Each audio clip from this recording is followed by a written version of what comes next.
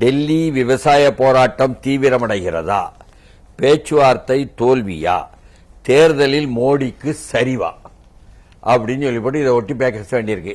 ஏன்னு கேட்டா இன்னைக்கு தினத்தந்தியில தான் தலைப்பே, அதனுடைய ஏட்டு தலைப்பே டெல்லி எல்லையில் போக்குவரத்து முடங்கியது, விவசாயிகள் மீண்டும் போராட்டம், போலீசுடன் நடந்த மோதலில் ஒருவர் பலி என்பதாக போட்டிருக்காங்க.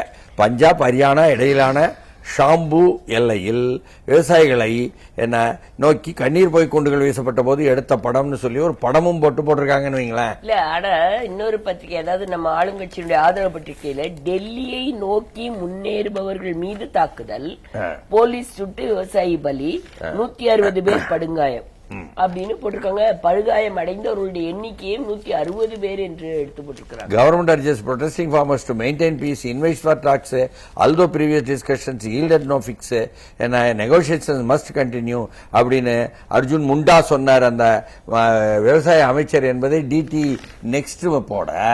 இதுல என்னன்னா இப்ப நம்ம அந்த பத்திரிகையினுடைய நீங்க சொன்னதை 21-year-old farmer killed in Punjab Haryana boundary என்று சொல்லிவிட்டு ஆங்கில இடம் போடும்பொழுது தமிழ்நாட்டில் இன்னொன்றில் தீவிரமடைந்தது பஞ்சாப் விவசாயிகள் போராட்டம். போருக்கு செல்வது போல் தயாராகின்றனராம். அவங்க போருக்கு செல்வது போல் தயாரானார்களா, அரசாங்கம் போருக்கு செல்வது போல் தயாரானதா மோடி அரசாங்கம் என்ற கேள்வியை நாம் நேரடியாக அந்த சம்பு பார்டர் எல்லை என்று சொல்கிறார்களே, ஹரியானா பஞ்சாப் எல்லை, அதில் தலைமை தாங்கி இருக்கக்கூடிய அதிகமான பேர் அங்கதான் இருக்காங்க. 2 பார்டர் இருந்தாலும் அதுல என்ன இந்த கோனரி பார்டர்ல தான் சுட்டிருக்காங்க, கனோரி பார்டர்ல எல்லையில சுட்டிருக்காங்க, இந்த குண்டை வச்சு அடிச்சிருக்காங்க. இறந்ததெல்லாம் இங்க சம்பு பார்டர்ல உள்ளவர்கிட்ட 12 பேர்ல ஒருத்தரான அந்த தமிழில் பேசக்கூடிய இவர் கோல்டு டீயே கேட்டோம் நம்ம, ராஜேந்திர சிங் கோல்டன் டீயே.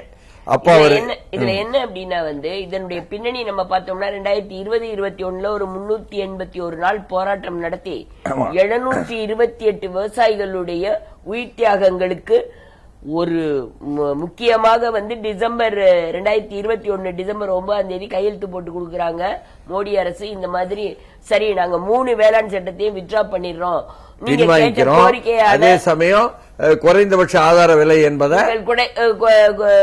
உங்க கோரிக்கைகளை ஏற்றுக்கொள்கிறோம் என்று கையெழுத்து போட்டு கொடுத்தார்கள். ஆனாலும் கூட இதுவரை செய்யவில்லை. அதனாலதான் மீண்டுமாக இந்த போராட்டம் நடக்கும். ஆனா இது நல்ல நேரத்தில் கடுமையாக விவசாயிகளுக்கு சாதகமாக தேர்தல் நேரத்தில் வந்திருக்கு. அதனால இது கடுமையான நிர்பந்தத்தை கொடுக்கும் விவசாய சங்கங்களுடைய போர்க்குளம் தான் இது.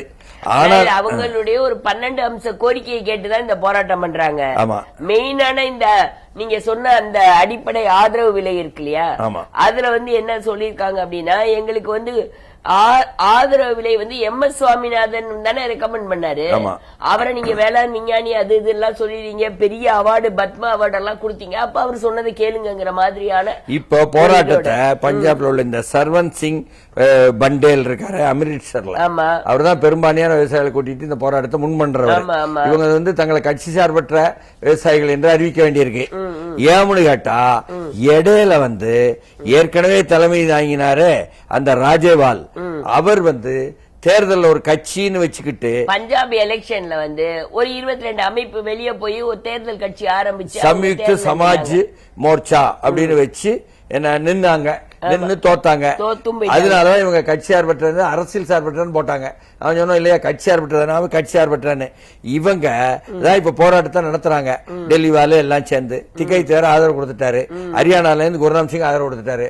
ஆனாலும் கூட இங்கே இந்த முல்லாவினுடைய தலைமையில் இருக்கக்கூடியவர்கள் இடதுசாரி கட்சியை சேர்ந்தவர்கள் இதை பற்றி சரியான ஒத்துழைப்புடன் பார்க்கல, ஒவ்வாமை பார்வை பார்க்கிறாங்க.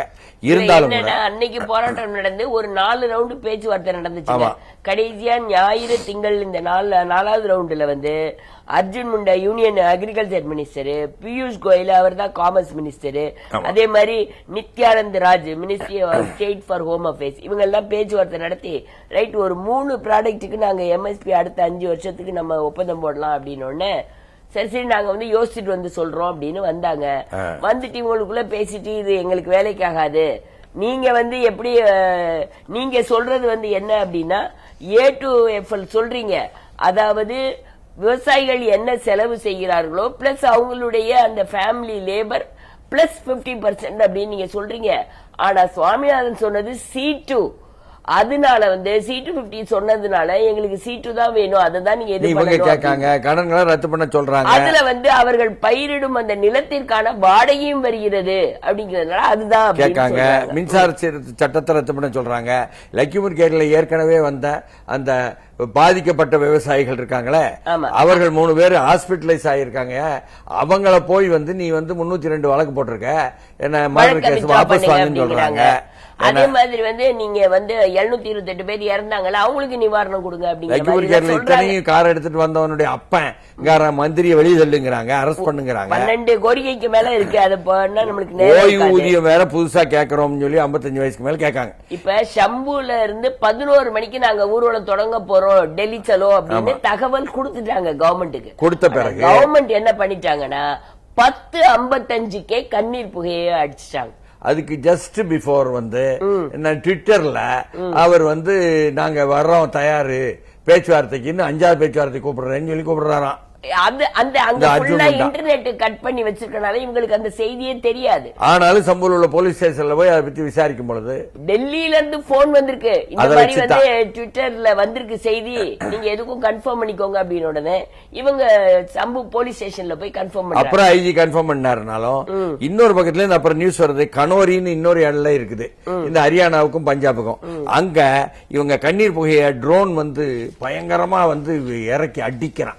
அடிச்சா காலுக்கு பக்கத்துல கீழே அடிப்பாங்க. இந்த கண்ணீர் போய் கொண்ட மாறா கால் அடிச்சு கால் உடையுது. அதுக்கப்புறம் மண்டேல தான் இந்த 21 வயது பையன் சொன்னது.